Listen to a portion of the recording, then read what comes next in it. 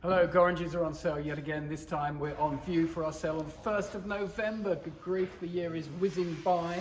And we've got a really lovely lot of furniture over in the storage for you to look at. Starting with, showing here, lot 15. Look at that, Edwardian. Bit out of fashion, of course, Edwardian things at the moment. Classic mahogany with satinwood banding, bit of stringing.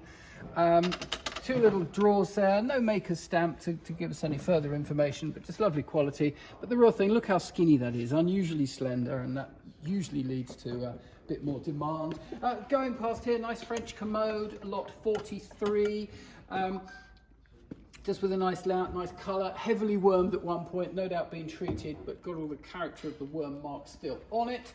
Further back now, these filing chests, well, they're not the most easy things to sell. This is lot 41, but you never know. Opening up here, there's an interesting label here. It says, did you know that the Law Society is always ready to assist screenwriters dealing with problems concerning solicitors or the society?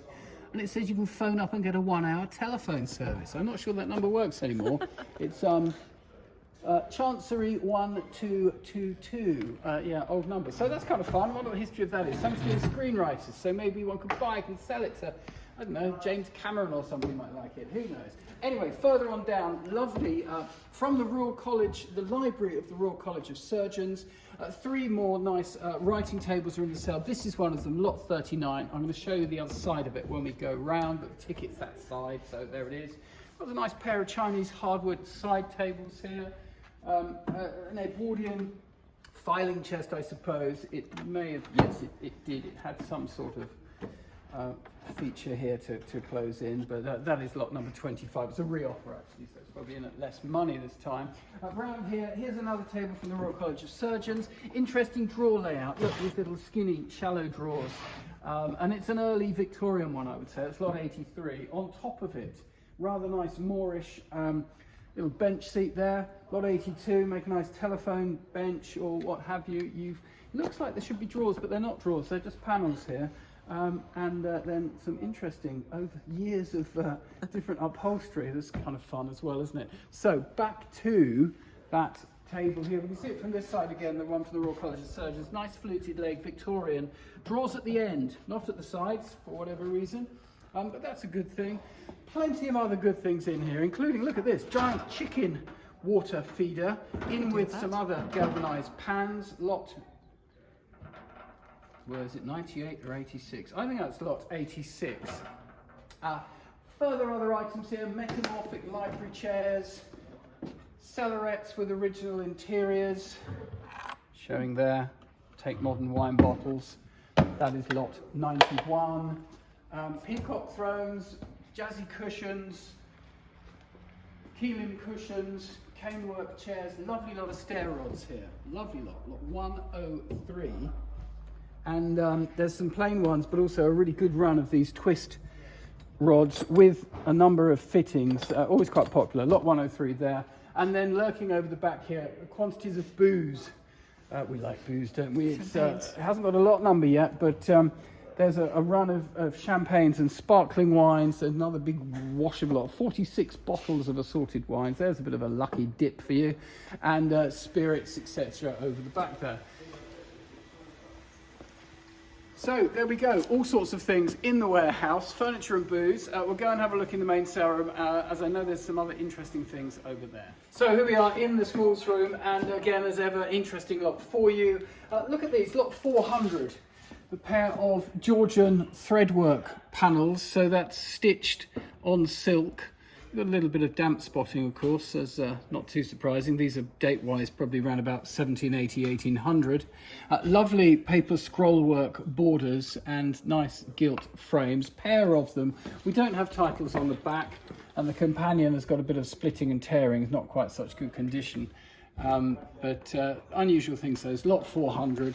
What else have I got to show you? Well, there's some modern paintings, things like this, a Botero. It's not Botero, of course, it's just someone copying in the manner of the artist, but a bit of fun, decorative. Lot 555B, I don't know, about £100 or so, that maybe more. Something proper art, perhaps we might call this. This is Edgar Holding, rather lovely watercolour that. It's a view of Halnaker, Sussex, in winter, it says on the back. Really lovely, super condition. He says, seeing the odd tiny fox mark, but basically pretty good.